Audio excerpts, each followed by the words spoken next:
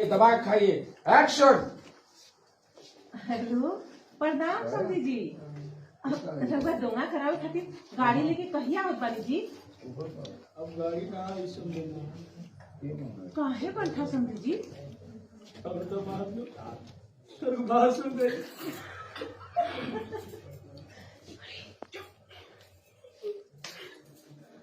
अच्छा, तो कौनो बात नहीं है।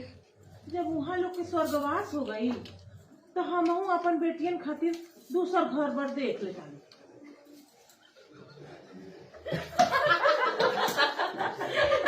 उसकी जगह राइट मत जाना, उसकी जगह राइट मत जाना। अरे बाल माइक बा देखो खूब रोटी बाड़े। अरे बुझिया, उन्होंने लोगन के बुझाइए जाइए कि कौने समझ से पाला पड़ल बा। अरे पाहु के समझिया रे। मैं वही ना कट, ओके भाई जी।